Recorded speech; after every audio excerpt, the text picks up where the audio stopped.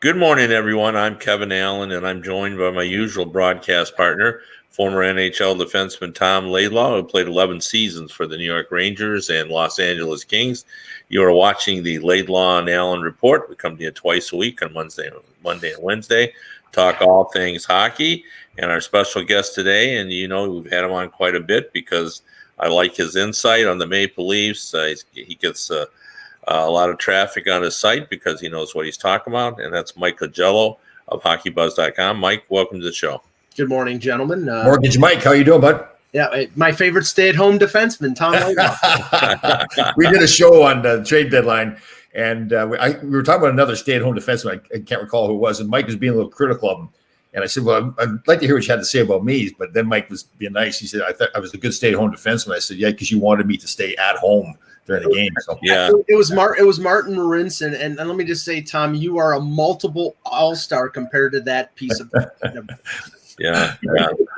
That was a good burn though. Coming back on, you wanted him to. He wanted you to stay home. I like that. So, Mike, I wanted to have you on because there's a lot of interest in the Maple Leafs. It's been a long time since they won a cup, and I think Leaf Nation was pretty happy with what the Leafs did on trade deadline day. And one of their pieces that they added, which probably wasn't the biggest news, but they added David Rittich, who played last night, played pretty darn well for the Maple Leafs.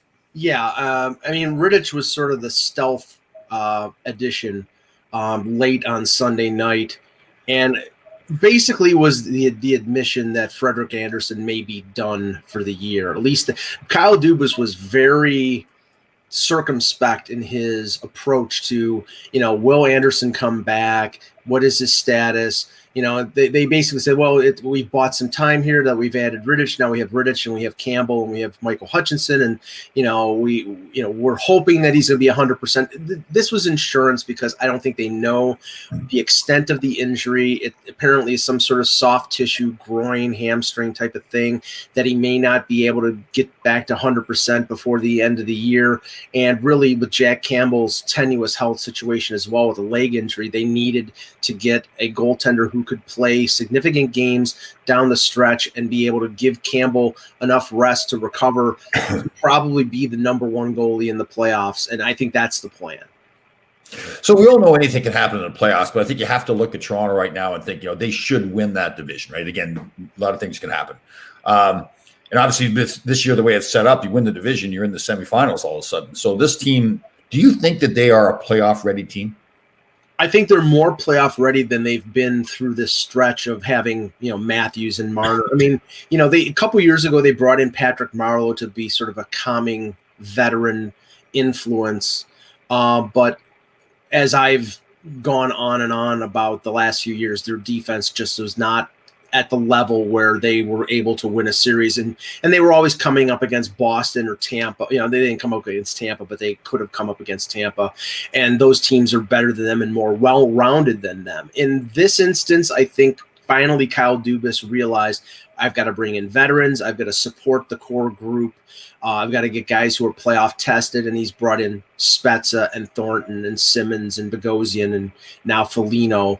And I think that he learned his lesson, and I think they're as well prepared for a playoff run as they ever have been. That being said, they could match up against Montreal in the first round. Montreal has got Carey Price and Weber and a lot of additions through the offseason, so it's not a guarantee they even win the first round against Montreal. And then you have Edmonton with McDavid and Draisaitl, and you have Winnipeg with their deep forwards and Connor Hellebuck. It's not going to be a cakewalk, but I think they're the favorite to get out of the North. Yes. Mike, I learned a long time ago that sometimes it takes coaches a while to figure out what they're going to do with a new player, but you watch this team very closely. How do you think Foligno fits, and where does he fit? Well, I think ideally he's going to fit in a top six role, either on the second line with John Tavares and William Nylander, or maybe even they give him a shot at the top line with Matthews and Marner. He is a very good two-way forward. He plays a physical game. He goes into the corners. He's a well-rounded player, as anybody who's seen him play in Ottawa and in Columbus. Right now, the Leafs are experimenting with Alex Galchenyuk playing with Matthews and Marner. I think it's been pretty decent, but there's a lot of concern that Galchenyuk is going to sort of retreat to the way that he's played in previous years. And I think that the main reason they wanted to get Foligno or another winger who could play in the top six is because one of the key players on the Leafs roster is Zach Hyman. And Zach Hyman is perfect to play a third line role. And that third line with him, maybe Simmons, maybe Ilya Mikheyev, it's an effective checking line with Hyman on it. Without Hyman, if he's playing in the top six, it's sort of pedestrian. So I think the main aim of Kyle Dubas and Sheldon Keefe is to lengthen their depth at forward and have Hyman play in a third line role and maybe occasionally go up to the top six. But I think Foligno is going to be one of those left wingers on the top two lines. And you mentioned Sheldon Keefe there too. It's kind of hard. Maybe I should pay more attention to Toronto, but what kind of a coach is he? Like, is he a coach that's going to be like, putting the hammer down on guys, got to play a lot of discipline? Is he smart and realize, okay, some guys they need to have some more freedom, and other guys they need to play a real strict game? Yeah, Sheldon Keefe has been a breath of fresh air after replacing Babcock because, I think Babcock was sort of put the hammer down type of coach like you were just mentioning. And he alienated a few people and, would not play certain players out of spite. He would not put Matthews and Marner together. He refused to do that. And one of the first things that Sheldon Keefe did was put Matthews and Marner together. And they've been magical this year. I mean, Matthews is going to win the Rocket Richard, barring him being injured. And Marner is a top 10 scorer in the league. So there are certain things that Babcock wouldn't do that Keefe does do. I think his communication level is much better than Babcock. And I think he's not afraid to experiment. He's moved things around. He's given players a chance to play in certain situations, whereas I don't think Babcock would, and that's sort of been refreshing. I think that approach for a team that had been stifled in a way by Babcock has been the right way to go. Mike, I've known you for a while, and I think it's fair, and I hope you would agree that you're more of a pessimist than an optimist when it comes to assessing teams. He picks on you all the time, Mike. He's always picking on you. He knows me so well. He knows me so well. But that's not. If you're a journalist, that's not necessarily a bad thing. You don't have any Pollyanna in you at all. So I'm going to ask you to go outside your comfort zone and try to convince me that the Maple Leafs are good enough defensively to win the Cup. I think they're good enough defensively to get out of the North. I mean, I did this yesterday. I looked at say, for example, and we know that this doesn't happen in the playoffs, but say that the favorite in each division gets to the semifinals. So that would be Tampa in the Central, the Islanders in the East, and either Vegas or Colorado in the West. Of those teams, the Leafs have the worst of the four goaltenders, because it's Vasilevsky, Fleury or Grubauer or Varlamov, and probably has the worst of the four in terms of defensive cores. Now, that's not saying Toronto's defensive core is bad. It's actually pretty good. But when you come up against Hedman, Sergachev, McDonough, and now David Savard, and the group that Vegas and Colorado have, and the group that the Islanders have, they sort of pale by comparison. But I do think they're the team with the least amount of question marks in the North. Winnipeg's defense is weak. Edmonton's depth at forward and their goaltending is weak. Montreal, I think that their scoring is weak. Toronto is the most well-rounded of those four teams. So I think they can get out of the North, but they're going to have to rely on Tampa getting upset or the Islanders getting upset to have a path to the Stanley Cup final. So, I think that they will finally win a round, but whether they can get to the promised land, I don't know. And getting off Toronto for a sec, you're right there in Buffalo. And we've talked about Buffalo in the past. Man, that's a disaster, right? What is the mood around the town there? Are they optimistic that, okay, they've figured this out, they're getting rid of some of these other guys, now they're going to regroup, or is it still a mess? There is not a shred of optimism, especially after the trade deadline where, I mean, Kevin Adams was in a bad position. I mean, he didn't get full value for Eric Stahl. Eric Stahl didn't have a good year, but he didn't get full value for him in the trade with Montreal. He did okay on the Brandon Montour deal. He didn't have a good year at all, but he's a defenseman and he's a right-handed defenseman, so he got a third-round pick for him. But the one that's going to hang over his neck is Taylor Hall, and we could see this coming because Taylor Hall had the no-move clause, and apparently he was at the 11th hour. He was fixated on playing for Boston, so Boston had a situation where they knew they could get him for not the first-round pick. They didn't want to give up a first. And I just heard Elliot Friedman mention that ideally the Sabres wanted one of the two young goaltenders that Boston had, either Vladar or Swayman, but they were not in a position to give either one of them up because Rask and Halak are out of action right now. So they settled for Anders Bjork, and they gave up Curtis Lazar, who's a good fourth-line guy. So they really didn't make out well on their $8 million investment. And right now, I mean, we don't know who the coach is going to be next year. We don't know the status of Jack Eichel and whether he wants to stay. We don't know if Linus Ullmark will sign an extension with the Sabres. There's a lot of I don't knows in Buffalo. And after missing the playoffs 10 years, it's been 10 years since they made the playoffs. Wow. People are fed up. They really are. Just to follow up on that, Mike, I mean, you've been you live in Buffalo. You follow the Pagulas. The Pagulas have had success, obviously, with the Bills. That team is now the darling of the fan base there. But do they have an in them to come out, they being the Pagulas, and to say, "Look, we realize things are messed up here, and we're going to turn this around." And this is, can they be transparent? Can they change their ways? Are they capable of that? I don't think so. I mean, remember, they sort of ran into success with the Bills. The Bills were an investment. They bought the Sabres first. Terry Pegula has long talked about the Sabres being, the team that he listened to when he was in the oil fields in Pennsylvania. And if I need to spend money, I'll just crack another oil well. Yeah. And but the Bills were an investment because he owned the Sabres. And he did similar things with the Bills, hiring Rex Ryan, firing general managers, firing team presidents. They found Sean McDermott. McDermott brought in Brandon Beane from Carolina, and they were successful. And it seems like they're leaving them alone because they know what they're doing, and they're just, they're there for the money. But it's McDermott and Beane's show. With Buffalo, with the Sabres, they're hands-on, they're interloping, they're getting involved, and it's been comical since 2011. I think it's a dozen coaches and general managers over a 10-year span.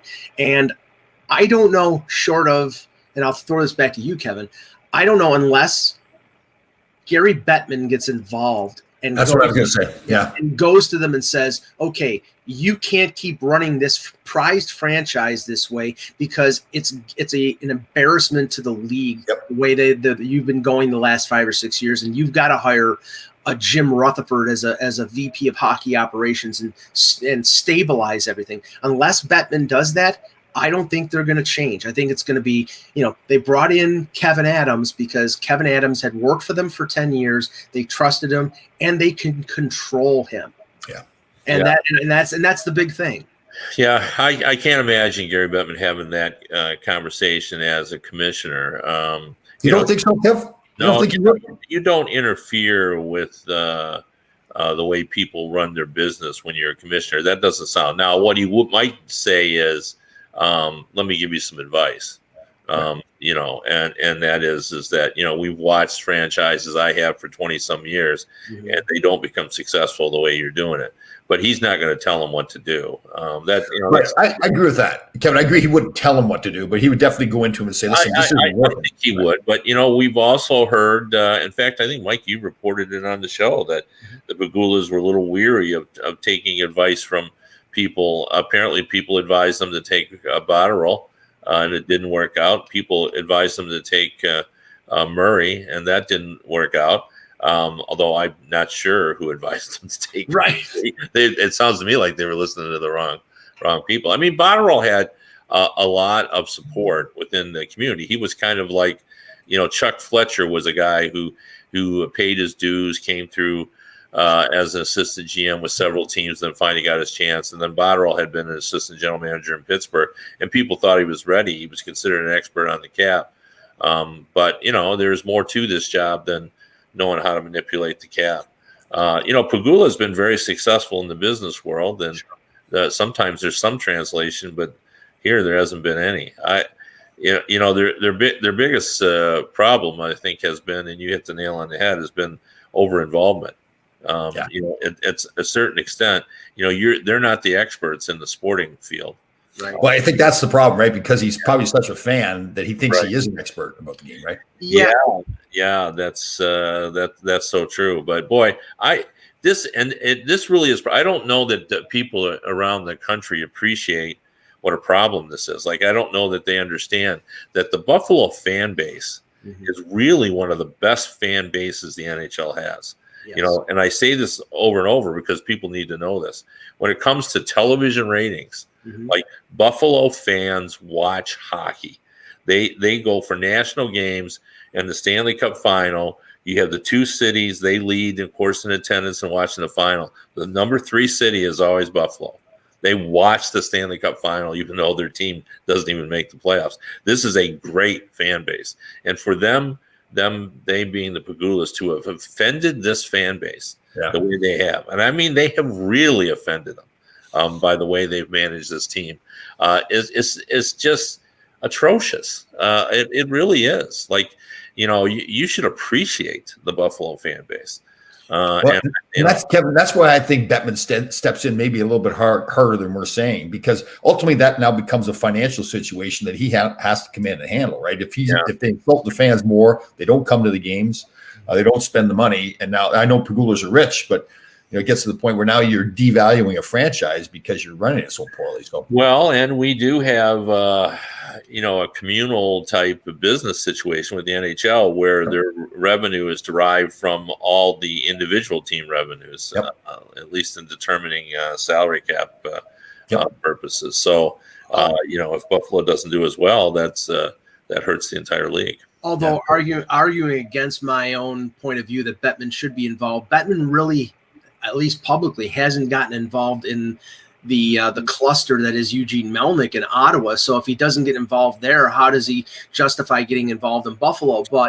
And now I know there are financial ramifications in Ottawa that don't exist in Buffalo. But the thing is, the Pegulas have operated. I mean, when they first came in 2011, the organization sort of had tunnel vision when it came to, they involved a lot of ex-Pittsburgh Penguin management types like Ted Black. I think Craig Patrick had some influence in the organization early on.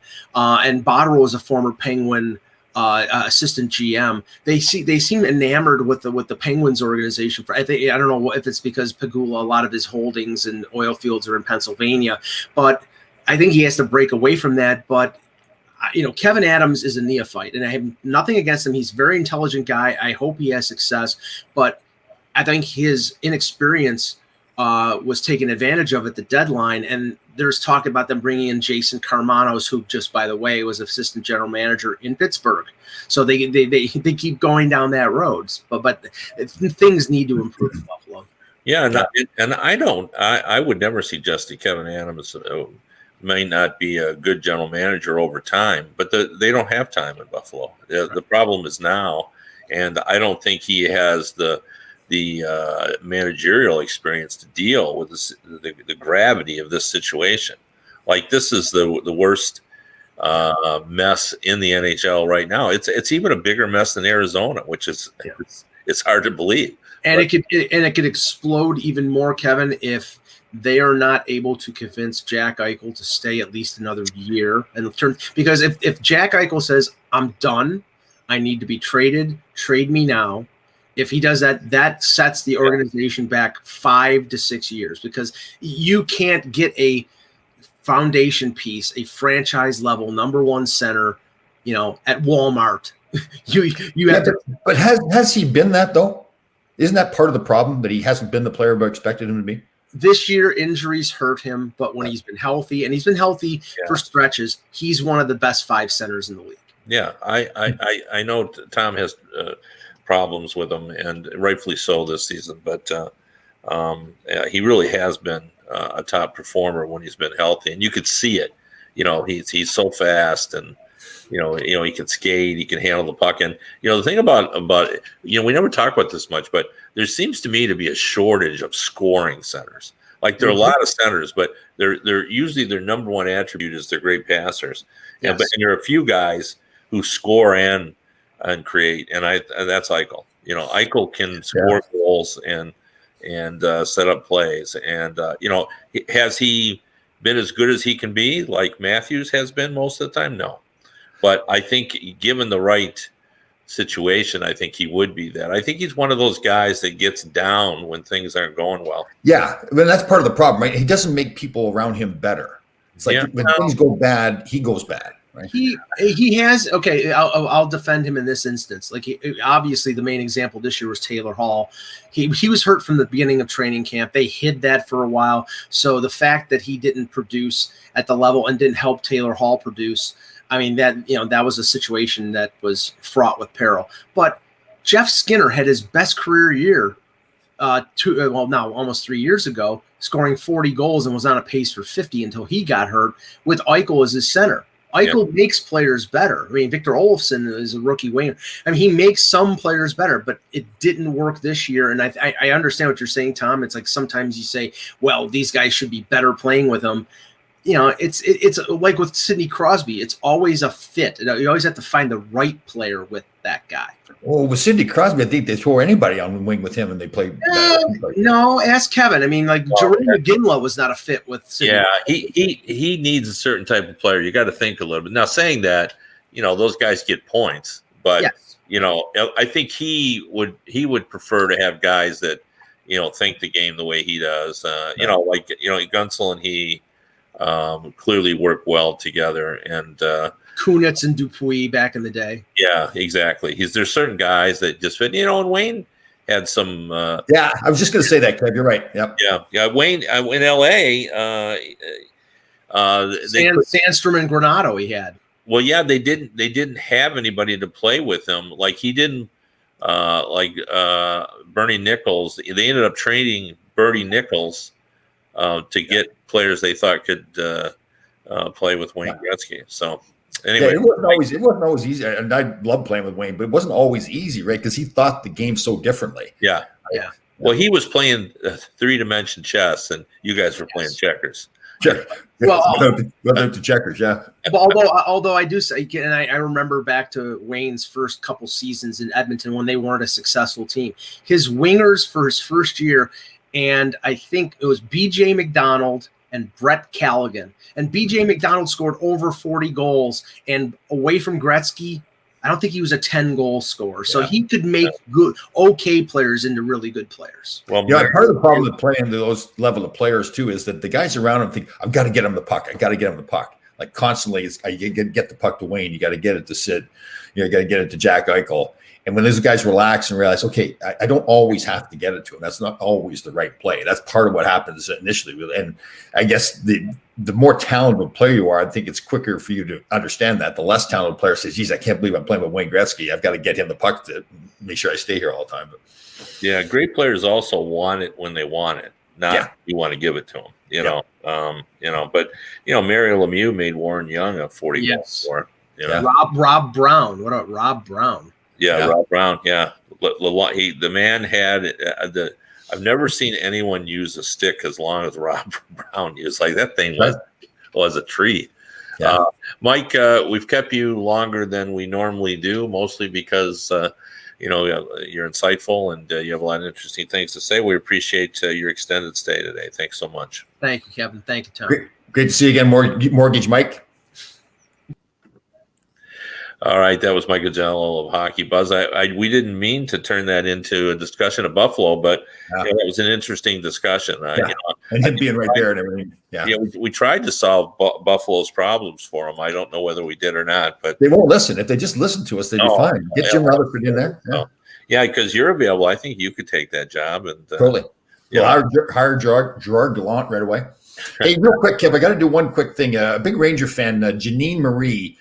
She's a huge Ranger fan. She's got a lot of people following her. She fell down, had a tough fall, got hurt herself. So I just want to reach out to her. I think she's watching here today, so make sure she's okay. Appreciate that. I wanted to ask you about the big Red Wings trade. Back in the 50s and 60s, we had those kind of trades all the time, player for player, right.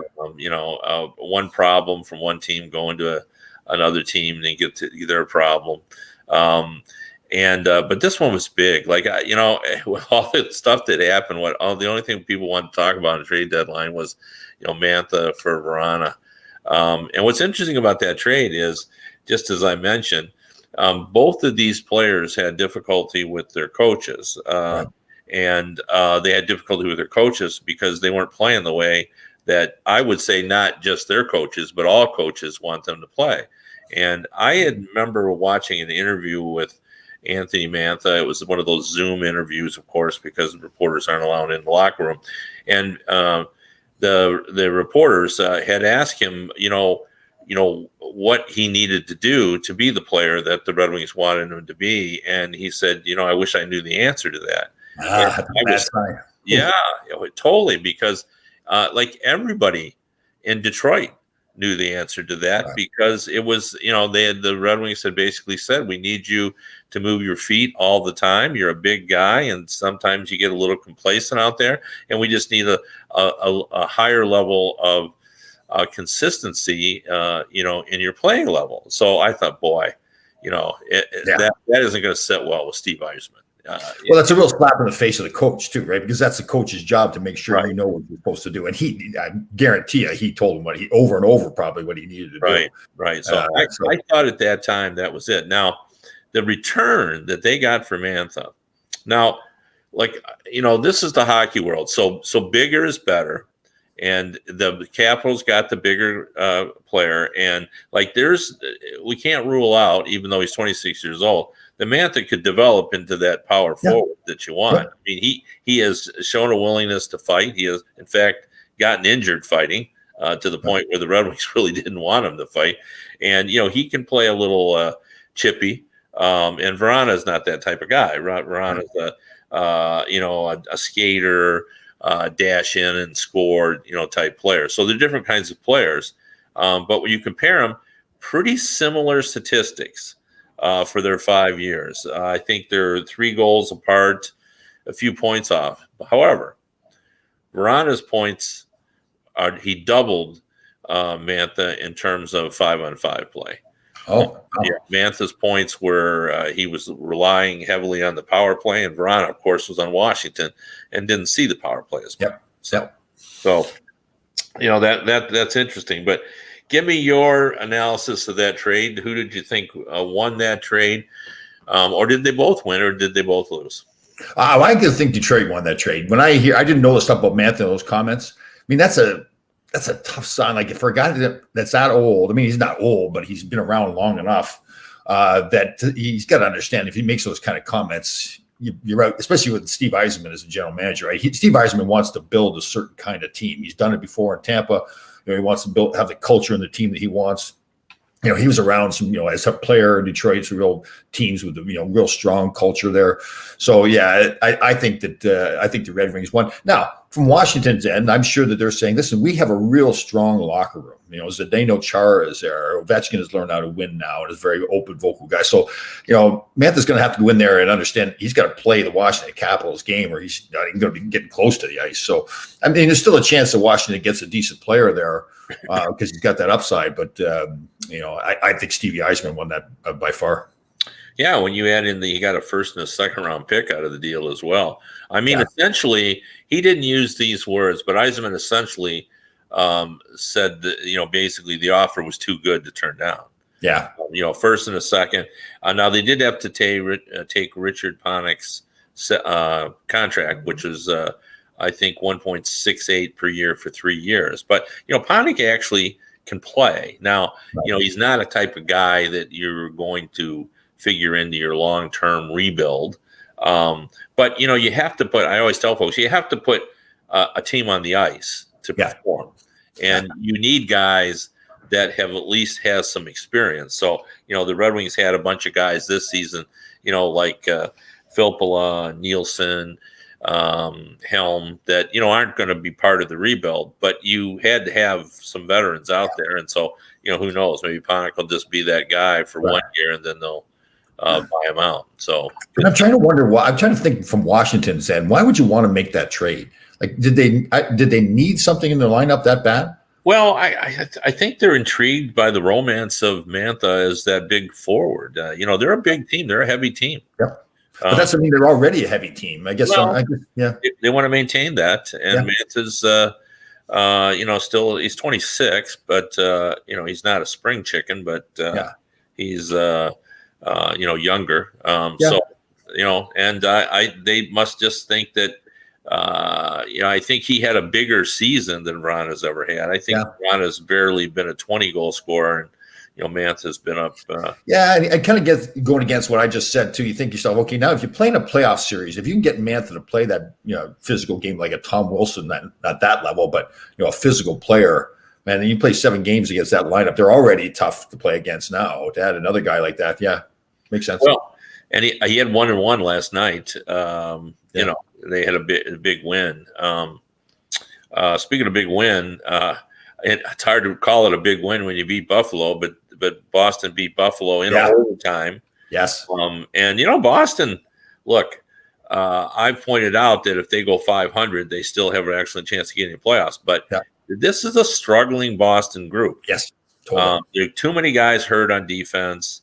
There's just so many issues there that they've got to kind of sort out before the end of the season. So, and the Rangers, we think if there is a team capable of a surge, I think you and I both agree that it's probably the Rangers. Yeah, and I know the Devils are depleted too. They got rid of a lot of the best players there at the deadline, but still, as a shutout, it was Shesterkin and net. Like the issue here in New York, a lot of fans, I think it's hard for them because Shesterkin's the future for the Rangers. I don't think there's any question. They're not going to come out and acknowledge that, but he's the goalie of the future. Now, Georgiev is a good goaltender as well, but they've got to play Shesterkin. He's got to become more that number one guy. But again, because Georgiev has been playing well and had some wins here lately, there's somewhat like when they lose, like they did the other night when they played Shesterkin, they're like, why didn't you play Georgiev? Well, so if he gets going, if Shesterkin gets going the way he can play, again, it was the depleted Devils last night, but it was a shutout for him. So it keeps them close. I like what's going on with the Rangers. Just part of the problem is that they tease you a little bit, right? They're those young players that have some great games, and then they're not so good. And even Kreider's been like that too. Can be fantastic out there, but always doesn't do it every night. So if they can get more consistency here down the stretch, it's going to be it'll be interesting. Well, you know what? Here's an opportunity for me to ask a thing that I'm sure, a question that I think fans would love to know the answer to. And you're a former NHL player. We talk about that all the time, doing it every night, the consistency thing. Explain how hard that is to be at your highest level every night. Well, for a young player, as you get older, it's not as difficult. But I saw John Muckler was a revered coach in the league. And I saw him get quoted one time as saying that if you can get your team and the individuals to play your best 75% of the time, you're doing a good job. And he talked about that across the board, young players, older players. It's just to be successful in the national, at any level, I guess any sport, but I'm talking about hockey, there's certain little sacrifices you have to make. We've talked about this before. It's when you're inside your own blue line coming out of your zone, you got to make sure you get it out over the blue line. You can't turn it over. When you get to the other team's blue line, you got to make sure you get it over the blue line. They can't turn it over there. Acknowledging that it's okay to make a 10-foot pass instead of trying to make a 50-foot pass, all those things. But what happens is when you're a good team and you've been on a roll, you've been playing well, now you start to say, I'm gonna try to make that 50-foot pass, or I think I can beat the guy at the blue line instead of making sure I get it out. And those plays now go against you. Now all those good things that you were doing as a team now start to fall apart. And now, and we're stubborn as athletes too, right? And you start, it takes a couple of games to realize, hey, you got to get back to doing the things you were doing before. That's how you get now 2 or 3 game losing streaks, because you get away from doing those little things. It's even more so that way when you're a young player, because probably when they're playing junior or college, they're so much more talented than everybody else. They can just pretty much do whatever they want to do. Now they get to the NHL and everybody's good, right? So if they're not on their game every night, then they don't perform well. And you see that it almost looks like a lack of effort. I don't think it's a lack of effort. You see kids like Capo Caco and Frenier with the Rangers, excuse me, And they work hard. It's just that they don't always do the little things right that they need to do. So it is tough, even for all players. But yeah. Well, I also think that I try to explain it too. That focus is an issue. I don't care what you do in life, whether you're a writer or an auto mechanic, a bank teller, work on Wall Street. You're not the same every day at your job. Because things happen in your life that distract you, that take your focus away from what you're going to do. Even if you're a salesman, some days you're a better salesman than other days. Yeah. And maybe you and your spouse are fighting, or maybe, you're concerned about one of your children, or maybe you slept wrong on your neck and you can't quite figure it out. Sure. Like, they're just little things. But if you're trying to play as an elite athlete and you've got that stuff in the back of your mind, no matter how hard it is no matter how hard you try to push it out, sometimes it just kind of invades that space. And, there are mental issues too. So, you got to be a little sympathetic. It's not as easy as people wanted to make it. They always say, well, boy, that guy, if I was getting paid that amount, I'd be good every night. No, you wouldn't. Yeah, totally. When I hear that argument about getting paid, it didn't matter. We didn't get paid a whole lot of money when we played, and our focus level had to be, we weren't always focused either. It didn't matter what the money was. Well, and just because you're making $10 million doesn't mean that you can't be having a spat with your wife and having it impact your play. So anyway, we've cruised on beyond our normal limit, but we appreciate everyone staying with us. Please follow me when I write at hockeybuzz.com. I also have another podcast with the great Bob Duff on Tuesdays and Thursdays at 4:00. And I hope you can follow us. Go ahead, Don. Thanks, bud. Sorry. And you can see, I keep saying see all the time. You can listen to the radio version of this show on radio.co at 365 Sports. Again, that's radio.co at 365 Sports. And we'll see you guys next week.